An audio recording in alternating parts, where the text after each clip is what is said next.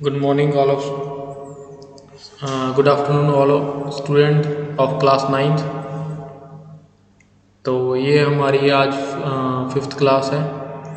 We are now conducting fifth live video for class ninth, chapter number 1, French Revolution. Subtopic how France become constitutional monarchy. तो मैं all student को request करूँगा कि within 5 minute you will join our live session so that we will start our main chapter.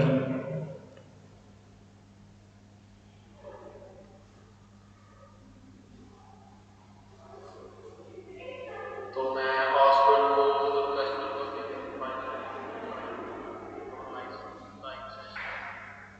so that we will start our main chapter.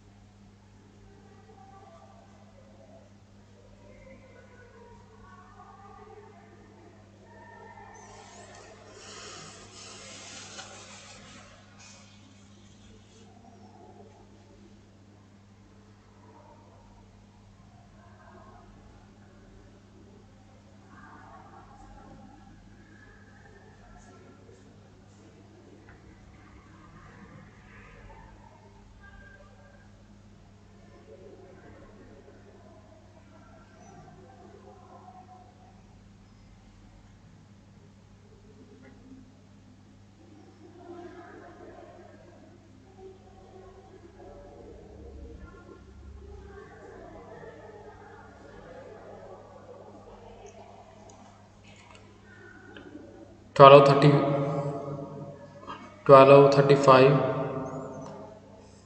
तक ਜਿਹੜੇ ਸਾਰੇ student ਆ ਉਹ ਕਲਾਸ ਨੂੰ ਜੁਆਇਨ ਕਰ ਲੈਣ। ਉਸ ਤੋਂ ਬਾਅਦ 12:30 ਅਸੀਂ ਆਪਣਾ ਮੇਨ ਲੈਸਨ ਸ਼ੁਰੂ ਕਰਾਂਗੇ। ਫ੍ਰੈਂਚ ਰੈਵੋਲੂਸ਼ਨ ਦਾ ਜਿਹੜਾ ਸਬ ਟੌਪਿਕ ਹੈਗਾ ਫਰਾਂਸ ਬਿਕਮ ਏ ਕੰਸਟੀਟਿਊਸ਼ਨਲ ਮੋਨਾਰਕੀ। ਤਾਂ ਫਰਾਂਸ ਕੰਸਟੀਟਿਊਸ਼ਨਲ ਮੋਨਾਰਕੀ ਕਿੱਦਾਂ ਬਣਿਆ ਉਹ ਪੜ੍ਹਾਂਗੇ ਅਸੀਂ।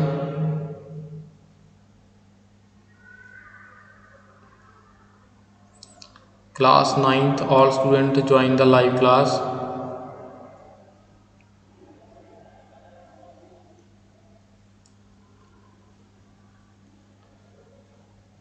(12:35) we will start our main chapter.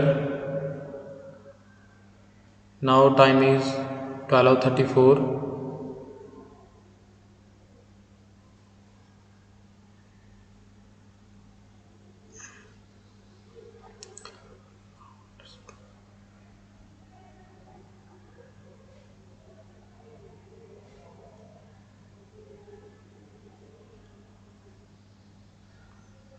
Good afternoon, all students. Karanveer Singh, Satpal Singla, Manthan Garg, Sanjeev Singla, Manav. All students, good afternoon. And जल्दी से जो भी स्टूडेंट बाकी अभी क्लास ज्वाइन नहीं कर रहे हैं वो क्लास ज्वाइन कर लें। बहुत सारे स्टूडेंट पेंडिंग हैं क्लास ज्वाइन करने के लिए।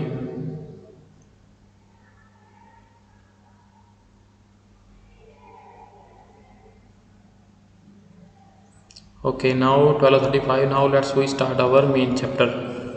Chapter number 1, French Revolution, video number 5, and subtopic how France become constitutional monarchy.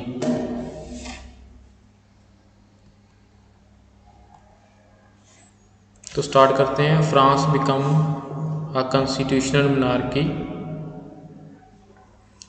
France constitutional monarchy कैसे बना?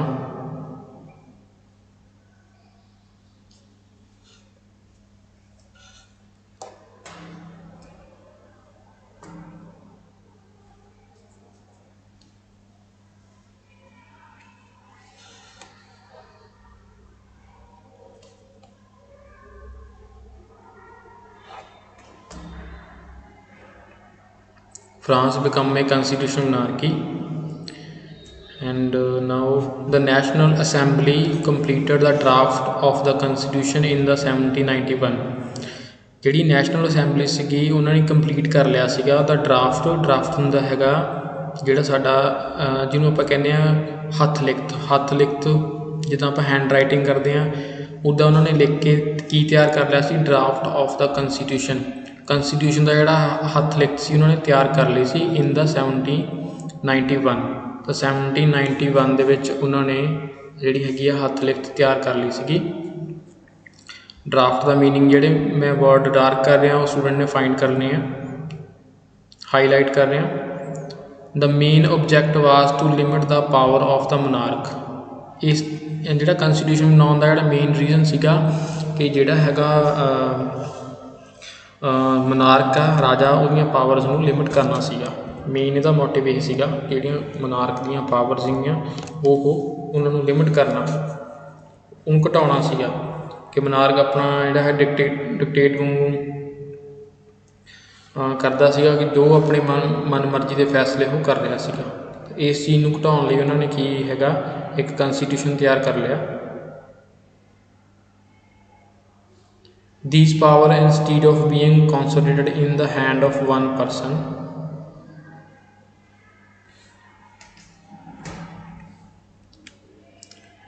instead ਦਾ ਬਜਾਏ the powers of being concentrated in the hand of one person ਇੱਕ ਵਿਅਕਤੀ ਦੇ ਹੱਥ ਵਿੱਚ ਪਾਵਰਸ ਦੇਣ ਦੀ ਬਜਾਏ ਉਹਨਾਂ ਨੇ ਕੀ ਕੀਤਾ ਹੈਗਾ were now separate and assigned to different institution ਤੇ ਉਹਨਾਂ ਨੇ ਪਾਵਰਸ ਕੀ ਕਰਤੀਆਂ ਹੈਗੀਆਂ ਵੱਖਰੇ ਜਿਹੜੇ ਹੈਗੇ ਆ ਇੰਸਟੀਟਿਊਸ਼ਨ ਬਣਾਏ ਉਹਨਾਂ ਨੇ ਕੰਸਟੀਟਿਊਸ਼ਨ ਦੇ ਹਿਸਾਬ ਨਾਲ ਉਹਨਾਂ ਨੂੰ ਵੰਡ ਦਿੱਤੀਆਂ ਹੈਗੀਆਂ ਕੌਨਸੋਲੀਡੇਟ ਦਾ ਮੀਨਿੰਗ ਤੁਸੀਂ ਫਾਈਂਡ ਕਰਨਾ were now separate and assigned different institution assign ਕਰਨਾ ਉਹ ਦੇਣਾ ਅਲੱਗ ਇੰਸਟੀਟਿਊਸ਼ਨ ਦੇਤਾ ਦਾ ਲੈਜਿਸਲੇਟਿਵ ਐਗਜ਼ੀਕਿਊਟਿਵ ਐਂਡ ਜੁਡੀਸ਼ਰੀ ਉਹਨਾਂ ਨੇ ਇਹ ਲੈਜਿਸਲੇਟਿਵ ਜਿਵੇਂ ਸਾਡੇ ਇੰਡੀਆ ਦੇ ਵਿੱਚ ਹੈਗੀ ਪਾਰਲੀਮੈਂਟ ਬਣੀ ਆ ਅਤੇ ਉਹ ਐਗਜ਼ੀਕਿਊਟਿਵ ਲੈਜਿਸਲੇਚਰ ਦੇ ਵਿੱਚ ਆ ਜਾਂਦੀ ਹੈ ਫਿਰ ਐਗਜ਼ੀਕਿਊਟਿਵ ਦੇ ਵਿੱਚ ਸਾਡੇ ਇੰਸਟੀਟਿਊਸ਼ਨ ਬਣੇ ਹੋਏ ਆ ਜੁਡੀਸ਼ਰੀ ਸਾਡੀ ਬਣੀ ਹੋਈ ਆ ਉਸੇ ਤਰ੍ਹਾਂ ਹੀ ਫਰਾਂਸ ਦੇ ਵਿੱਚ ਪਹਿਲੀ ਵਾਰ ਹੋਇਆ ਕਿ ਰਾਜੇ ਤੋਂ ਰਾਜਾ ਵੀ ਹੈਗਾ ਬਟ ਜਿਹੜੀਆਂ ਹੈਗੀਆਂ ਪਾਵਰ ਅਲੱਗ ਇੰਸਟੀਟਿਊਸ਼ਨ ਨੂੰ ਵੰਡ ਦਿੱਤੀਆਂ ਜੇ ਕੋਈ ਰੂਲ ਫੋਲੋ ਨਹੀਂ ਕਰ ਰਿਹਾ ਤਾਂ ਉਹਨੂੰ ਸਜ਼ਾ ਸੁਣਾਉਣ ਦਾ ਅਧਿਕਾਰ ਜੁਡੀਸ਼ਰੀ ਨੂੰ ਆ ਨਾ ਕਿ ਮੋਨਾਰਕ ਨੂੰ ਆ ਦਿਸ ਮੇਡ ਫਰਾਂਸ ਆ ਕੰਸਟੀਟਿਊਸ਼ਨਲ ਮੋਨਾਰਕੀ ਤਾਂ ਇਸ ਚੀਜ਼ ਨੇ ਫਰਾਂਸ ਨੂੰ ਕੀ ਬਣਾਤਾ ਕੰਸਟੀਟਿਊਸ਼ਨਲ ਮੋਨਾਰਕੀ ਕੰਸਟੀਟਿਊਸ਼ਨ ਵੀ ਹੈਗਾ ਸੰਵਿਧਾਨ ਵੀ ਹੈਗਾ ਉੱਥੇ ਬਟ ਉੱਥੇ ਕੀ ਹੈਗਾ ਮੋਨਾਰਕੀ ਵੀ ਹੈਗੀ ਹੈ ਕਿੰਗ ਵੀ ਹੈਗਾ ਜਿਵੇਂ ਅੱਜ ਦੇ ਟਾਈਮ 'ਤੇ ਅੱਜ ਵੀ ਰੀਸੈਂਟਲੀ UK ਦੇ ਵਿੱਚ ਜਿਹਨੂੰ ਆਪਾਂ ਗ੍ਰੇਟ ਬ੍ਰਿਟੇਨ ਕਹਿੰਦੇ ਆ ਉਹਦੇ ਵਿੱਚ ਇੰਗਲੈਂਡ ਦੇ ਵਿੱਚ ਹਾਲੇ ਵੀ ਜਿੱਥੇ ਸਾਡੇ ਰਾਸ਼ਟਰਪਤੀ ਹੁੰਦਾ ਉੱਥੇ ਉਹਨਾਂ ਦੇ ਹਾਲੇ ਵੀ ਕਿੰਗ ਹੈਰੀਡੇਟਰੀ ਕਿੰਗ ਹੁੰਦਾ ਬਾਕੀ ਸਾਰਾ ਸਿਸਟਮ ਅਕੋਰਡਿੰਗ ਟੂ ਕੰਸਟੀਟਿਊਸ਼ਨ ਚੱਲਦਾ ਤਾਂ ਉਵੇਂ ਯੂਰਪ ਦੇ ਵਿੱਚ ਇਹ ਚੀਜ਼ ਪਹਿਲੀ ਵਾਰੀ ਫਰਾਂਸ ਦੇ ਵਿੱਚ ਹੋਈ ਸੀਗੀ ਕਿ ਇੱਕ ਕੰਸਟੀਟਿਊਸ਼ਨ ਵੀ ਆ ਉਹਨਾਂ ਦਾ ਅਤੇ ਮੋਨਾਰਕੀ ਵੀ ਆ figure explain how the new political system worked ਤਾਂ ਨੀਚੇ ਇੱਕ ਪਿਕਚਰ ਦਿੱਤੀ ਗਈ ਆ ਅਸੀਂ ਉਹਨੂੰ ਕੰਸੀਡਰ ਕਰਾਂਗੇ ਕਿ ਜਿਹੜਾ ਹੈਗਾ ਨਵਾਂ ਪੋਲੀਟੀਕਲ ਸਿਸਟਮ ਕਿੱਦਾਂ ਕੰਮ ਕਰ ਰਿਹਾ ਸੀਗਾ ਆਓ ਪਿਕਚਰ ਨੂੰ ਦੇਖਦੇ ਹਾਂ let's please C the picture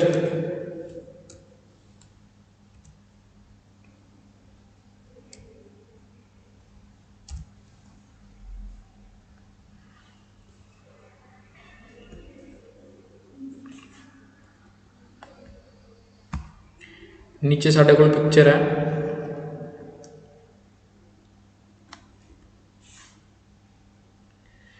हम तुम इस पिक्चर च देख सकते हो कि साढ़े कोले जुडिशरी है जज हुण स्टार्ट कितों होंदा कि जिवें देश के पहला सीगा फ्रांस के एक किंग आ बट हुण पावर आपां पढ़िया सीगा कि वंड दित्तियां गईयां किंग दे नाल एक मिनिस्टर्स दा अड पैनल बनाता ਹੁਣ ਜਿਹੜਾ ਸਾਰਾ ਕੰਟਰੋਲ ਆ ਉਹ ਕਿੰਗ ਦੇ ਹੱਥ ਵਿੱਚ ਅਤੇ ਉਹਨਾਂ ਦੇ ਮਿਨਿਸਟਰ ਦੇ ਹੱਥ ਵਿੱਚ ਆ ਫਿਰ ਉਸ ਤੋਂ ਨੀਚੇ ਜਿਹੜੀ ਹੈਗੀ ਨੈਸ਼ਨਲ ਅਸੈਂਬਲੀ ਆ ਚਲੋ ਹੁਣ ਆਪਾਂ ਇਹਨੂੰ ਇਸ ਤਰ੍ਹਾਂ ਸਟਾਰਟ ਕਰਦੇ ਹਾਂ ਕਿ ਸਭ ਤੋਂ ਪਹਿਲਾਂ ਜਿਹੜੇ ਹੈਗੇ ਆ ਦੇਸ਼ ਦੇ ਵਿੱਚ 28 ਮਿਲੀਅਨ ਲੋਕ ਹੈਗੇ ਆ ਜਿਨ੍ਹਾਂ ਵਿੱਚੋਂ ਪੈਸਿਵ ਸਿਟੀਜ਼ਨ ਆ no voting right about 3 million man woman children and youth below ਜਿਹੜੇ 25 ਸਾਲ ਤੋਂ ਘੱਟ ਆ ਵੋਟਿੰਗ ਰਾਈਟ ਉਹਨਾਂ ਨੂੰ ਹੈ ਨਹੀਂ ਗਾ 3 ਮਿਲੀਅਨ ਮੈਨ ਵੂਮੈਨ ਨੂੰ ਜਿਨ੍ਹਾਂ ਦੀ ਏਜ 25 ਤੋਂ ਨੀਚੇ ਆ फिर साडे कोल एक्टिव सिटीजन, इन्हों पैसिव सिटीजन बोलिया जाता, पैसिव सिटीजन। फिर साडे कोल एक्टिव सिटीजन आ गया। एक्टिव सिटीजन वो आ जिन्होंने इंटाइटल टू वोट का अधिकार हैगा। About 4 million of population of 28 million population के विचों सिर्फ 4 मिलियन लोगों को की हैगा वोट का अधिकार है।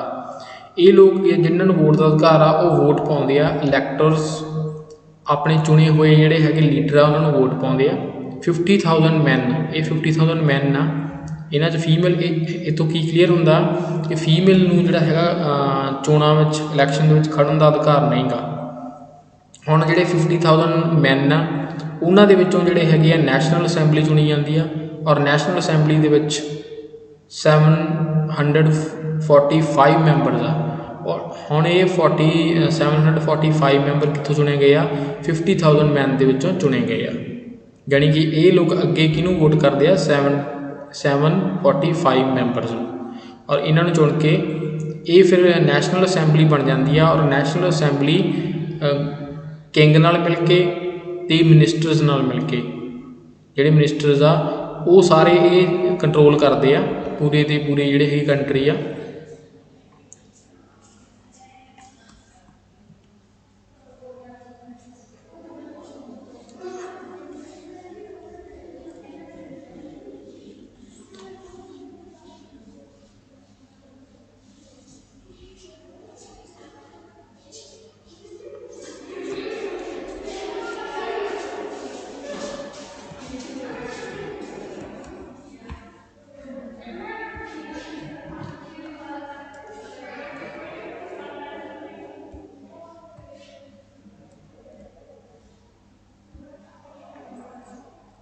जिहड़ी है पूरी की पूरी कंट्री आ उन्होंने कौन कौन कंट्रोल करता है, ये सारे मिनिस्टर्स ते किंग जिहड़े है रल के कंट्रोल करते, king ministers and national assembly. तो इस तरह बनता रहा।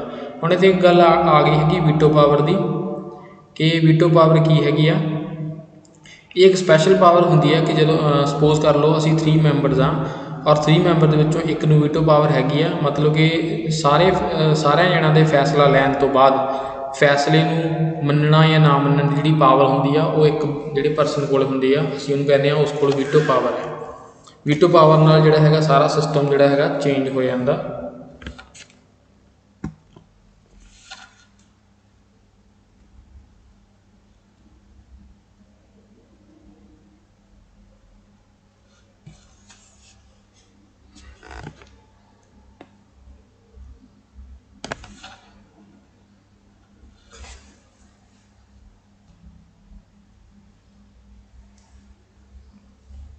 तो वीटो पावर जी है सिर्फ किंग को आ, सारा फैसला लैन तो बाद किंग वीटो पावर का यूज़ करता होया अपना फैसला सुनाता है।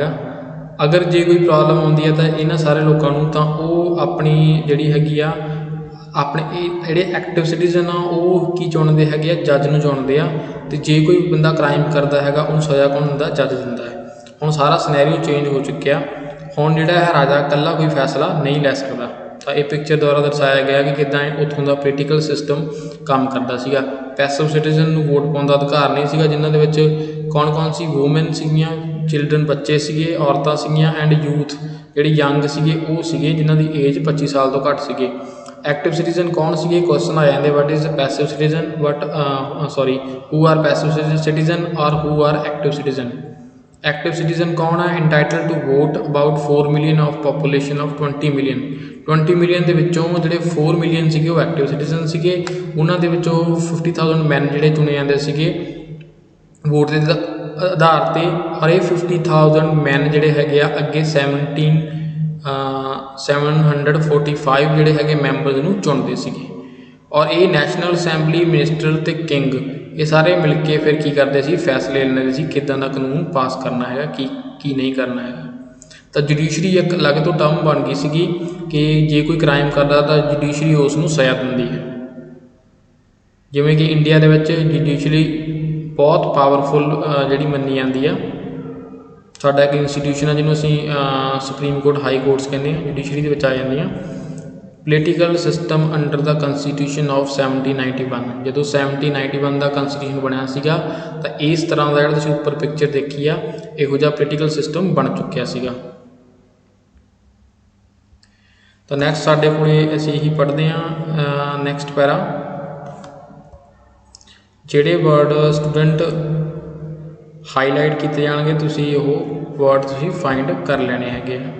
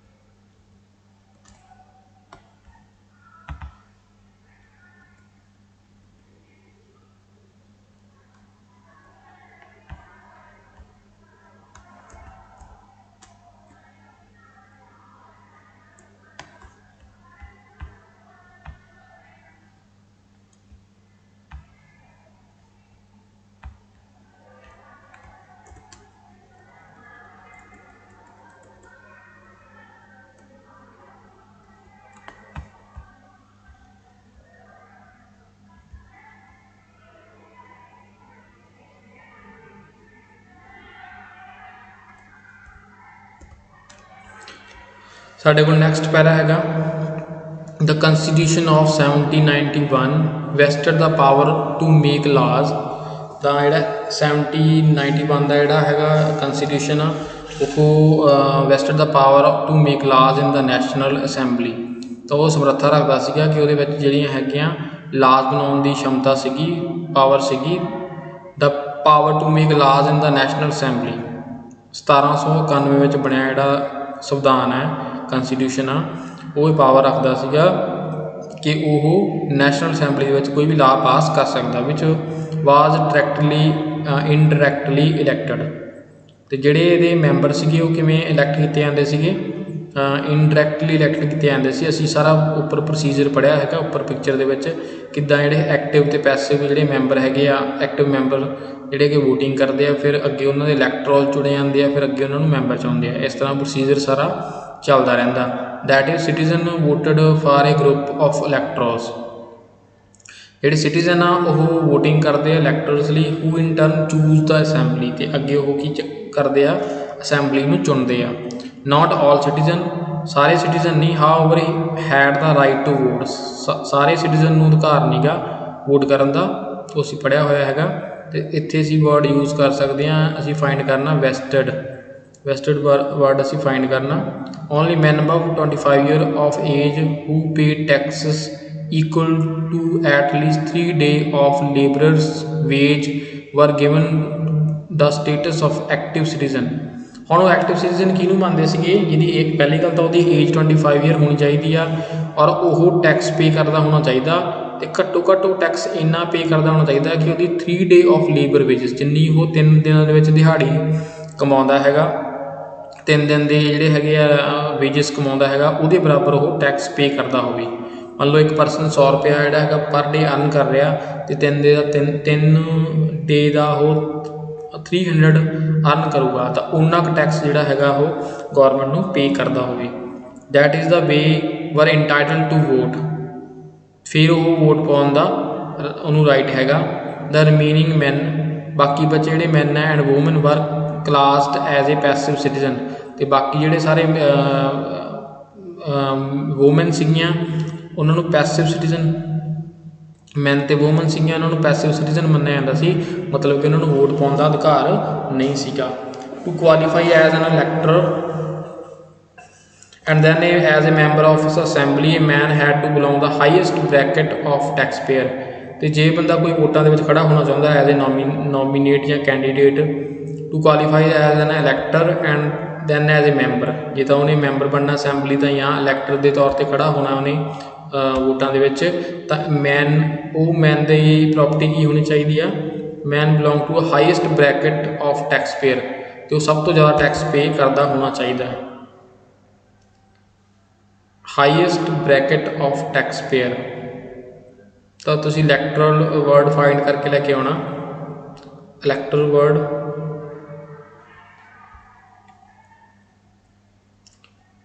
तुहाडियां बहुत जल्दी तुहाडियां SST दी नोटबुक तुहाडे जिहड़ियां हैगियां तुहाडे तो स्कूल मंगवाइयां जाणगियां।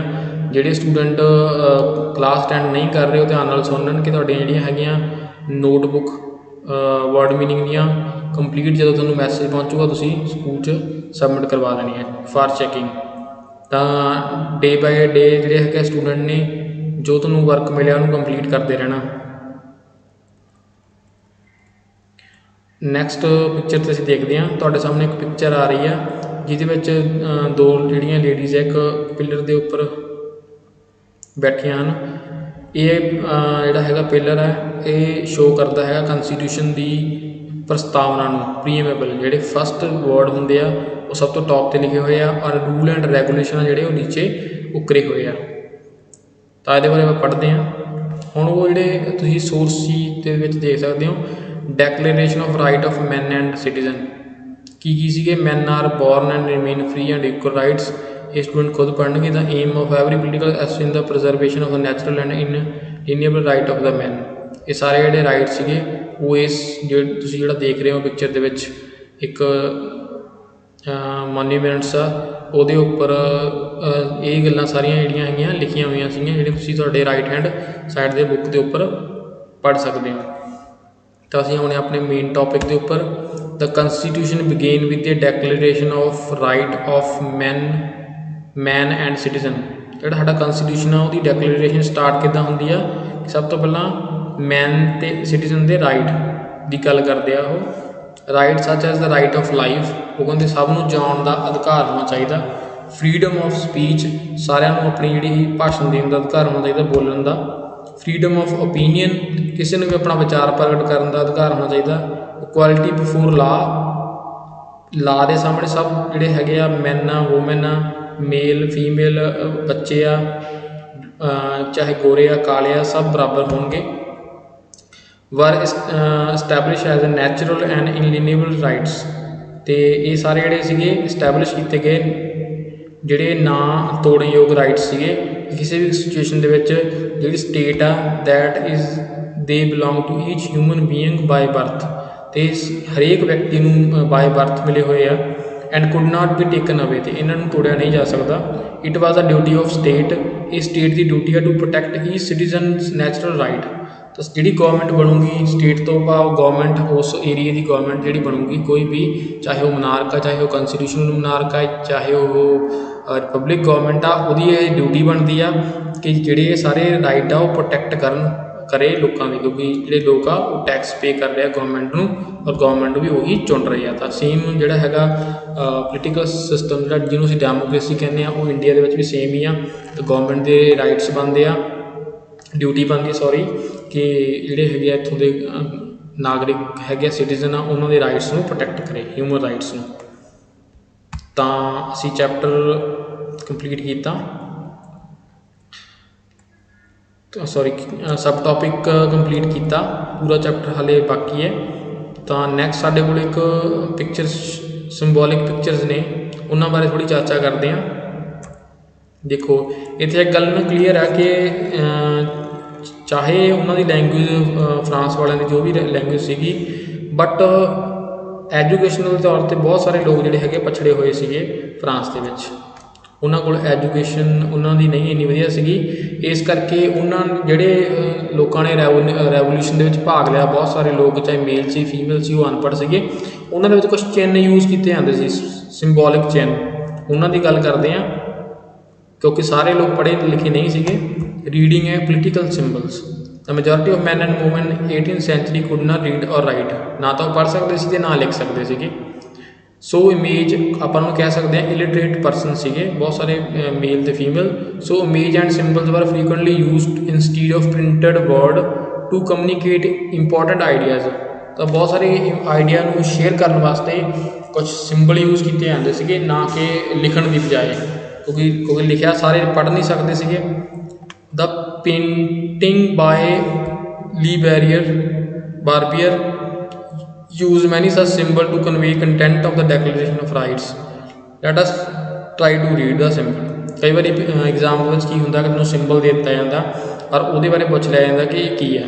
ਬਹੁਤ ਵਾਰੀ ਐਗਜ਼ਾਮ ਦੇ ਵਿੱਚ ਇੱਦਾਂ ਜੇ ਕੁਐਸਚਨ ਆਏ ਆ ਸਟੂਡੈਂਟ, ਜਿਵੇਂ ਹੁਣ ਇਹਨਾਂ ਨੇ ਆਹ ਤੁਹਾਨੂੰ ਸਿੰਬਲ ਦੇ ਦਿੱਤਾ ਪਿਕਚਰ ਦੇ ਵਿੱਚ एग्जाम ਦੇ ਵਿੱਚ ਔਰ ਤੁਹਾਨੂੰ ਪੁੱਛ ਸਕਦੇ ਕਿ ਵਟ ਇਜ਼ ਦਿਸ, ਤੁਸੀਂ ਇਹਨੂੰ ਦੱਸ ਸਕਦੇ ਕਿ this is broken chain were used to fetter slaves। a broken chain stand for the act of becoming free। ਤਾਂ ਹੁਣ ਟੁੱਟੀ ਹੋਈ ਚੇਨ ਦਿਖਾਈ ਗਈ ਆ, ਇਹਦਾ ਮੀਨਿੰਗ ਇਹ ਹੈਗਾ ਕਿ ਇਹ ਜਿਹੜੀ ਚੇਨ ਆ ਅਸੀਂ ਗੁਲਾਮੀ ਦੀ ਚੇਨ ਆ ਤੋੜ ਚੁੱਕੇ ਹਾਂ। the bundle of rods or fasces, one rod can be easily broken but not an entire bundle। strength lies in the unity। ਹੁਣ ਇਹ एकता ਵਿੱਚ ਬਲ ਵਾਲੀ ਕਹਾਣੀ ਸਾਰੇ ਸਟੂਡੈਂਟ ਨੇ ਸੁਣੀ ਜਾਂ ਪੜ੍ਹੀ ਹੋਊਗੀ। ਉਹ ਚੀਜ਼ ਨੂੰ ਦਰਸਾਇਆ ਗਿਆ ਕਿ ਸਟਿਕਸ ਨੂੰ ਜੋੜਿਆ ਹੋਇਆ ਔਰ ਉਹਦੇ ਵਿੱਚ ਦਰਸਾਇਆ ਗਿਆ ਕਿ ਸਟਰੈਂਥ ਲਾਈਜ਼ ਇਨ ਦ ਯੂਨਿਟੀ ਵਿੱਚ ਜਿਹੜੀ ਹੈਗੀ ਆ ਸਟਰੈਂਥ ਹੁੰਦੀ ਆ। ਦ ਆਈ ਵਿਦਨ ਏ ਟ੍ਰਾਇੰਗਲ ਰੈਡੀਏਟਿੰਗ ਲਾਈਟ। ਹੁਣ ਜਿਹੜੇ ਤੁਸੀਂ ਵਰਡ ਇਹਦੇ ਵਿੱਚੋਂ ਫਾਈਂਡ ਕਰਨੇ ਆ ਸਟੂਡੈਂਟ ਨੇ, ਫੈਟਰ ਵਰਡ ਤੁਸੀਂ ਫਾਈਂਡ ਕਰਨਾ, ਫੈਟਰ word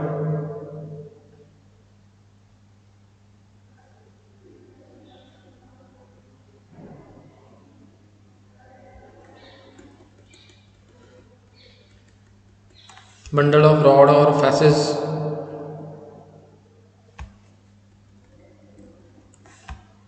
the eye within a triangle radiating see find करना,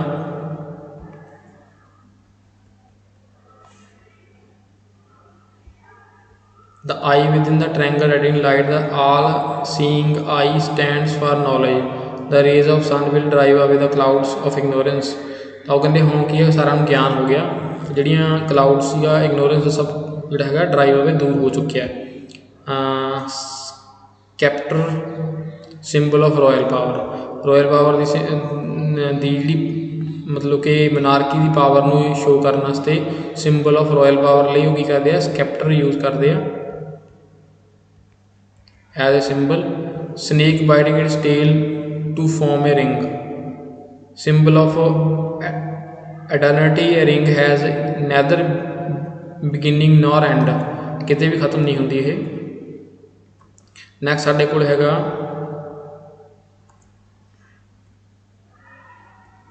red Phrygian cap. Phrygian word ਤੁਸੀਂ ਫਾਈਂਡ ਕਰਨਾ, cap worn by slave upon becoming free. ਜਿਹੜੇ ਸਲੇਵ ਸੀਗੇ ਉਹ ਕੈਪ ਨੂੰ ਇਹ ਯੂਜ਼ ਕਰਦੇ ਸੀਗੇ ਜਦੋਂ ਅਪੋਨ ਬਿਕਮਿੰਗ ਫਰੀ, ਜਦੋਂ ਫਰੀ ਹੋ ਜਾਂਦੇ। ਬਲੂ ਵਾਈਟ ਰੈੱਡ ਦਾ ਨੈਸ਼ਨਲ ਕਲਰ ਆਫ ਫਰਾਂਸ ਦੇ ਤਰ੍ਹਾਂ ਤੁਸੀਂ ਜਿਹੜਾ ਹੈਗਾ ਫਲੈਗ ਦੇ ਵਿੱਚ ਵੀ ਦੇਖ ਸਕਦੇ ਹੋ। ਬਲੂ ਵਾਈਟ ਰੈੱਡ ਦਾ ਨੈਸ਼ਨਲ ਕਲਰ ਆਫ ਫਰਾਂਸ ਜਿਹੜਾ ਹੈਗਾ ਇਹਨਾਂ ਨੇ ਮੰਨਿਆ। ਦਾ ਵਿੰਸਡ ਵੂਮਨ ਪਰਸੋਨੀਫਿਕੇਸ਼ਨ ਆਫ ਦਾ ਲਾ, ਇੱਕ ਜਿਹੜੀ ਹੈਗੀ ਪਰੀ ਆਪਾਂ ਨੂੰ ਦਿਖਾਈ ਗਈ ਆ ਜਿਹਦੇ ਵਿੱਚ ਉਹ ਲਾਅ ਦੀ ਗੱਲ ਕਰਦੀ ਕਿ ਲਾਅ ਇੰਪਲੀਮੈਂਟ ਹੋਣਗੇ ਸਭ ਦੇ ਉੱਪਰ। ਦ ਲਾ tablet, the law is a same for all, ਸਾਰਿਆਂ ਲਈ ਲਾ ਇੱਕੋ ਜਿਹੇ ਨੇ। And all are equal before it, ਅਤੇ ਸਾਰੇ ਲਾ ਤੋਂ ਪਹਿਲਾਂ ਬਰਾਬਰ ਨੇ। ਅਤੇ ਅਸੀਂ ਅਜੇ ਇੰਨਾ ਕੁ ਪੜ੍ਹਿਆ, ਇਹ ਸਾਡੇ ਚੈਪਟਰ ਦੀ 5th ਵੀਡੀਓ। ਨੈਕਸਟ ਅਸੀਂ ਪੜ੍ਹਾਂਗੇ ਫਰਾਂਸ ਅਬੋਲਿਸ਼ ਮਨਾਰਕੀ ਐਂਡ ਬਿਕਮਜ਼ ਆ ਰਿਪਬਲਿਕ ਇਨ ਨੈਕਸਟ ਵੀਡੀਓ। ਜੇ ਵੀਡੀਓ ਨੂੰ ਚੰਗੀ ਲੱਗੀ ਹੋਵੇ ਤਾਂ ਲਾਈਕ ਸ਼ੇਅਰ ਜ਼ਰੂਰ ਕਰ ਦਿਓ ਅਤੇ ਚੈਨਲ ਨੂੰ ਸਬਸਕ੍ਰਾਈਬ ਕਰ ਦਿਓ। Thank you very much, keep watching EH Moga. Thank you very much. ਅਤੇ ਹੁਣ ਸਟੂਡੈਂਟ ਆਪਣੀ ਨੈਕਸਟ ਕਲਾਸ ਲਾ ਸਕਦੇ ਆ। ਆਪਣਾ ਹੋਮਵਰਕ ਡੇਲੀ ਕੰਪਲੀਟ ਕਰਦੇ ਰਹੋ। ਜਿਹੜੇ ਵਰਡ ਮੀਨਿੰਗ ਤੁਹਾਨੂੰ ਫਾਈਂਡ ਕਰਨ ਲਈ ਦਿੱਤੇ ਹੋਏ ਆ ਉਹ ਫਾਈਂਡ ਕਰਕੇ ਆਪਣੀ ਨੋਟਬੁੱਕ ਦੇ ਉੱਪਰ ਪਰਮਾਨੈਂਟ ਨੋਟਬੁੱਕ ਲਗਾਉਣੀ ਆ, ਉਹਦੇ ਉੱਪਰ ਤੁਸੀਂ ਡੇਲੀ ਰਾਈਟ ਕਰ ਲੈਣੇ ਆ। ਕੈਂਬਰਿਜ ਡਿਕਸ਼ਨਰੀ ਤੋਂ ਮੈਂ ਪਹਿਲਾਂ ਵੀ ਦੱਸ ਚੁੱਕਾ ਸਟੂਡੈਂਟ ਨੂੰ, you will only use a Cambridge dictionary because of this dictionary gives exact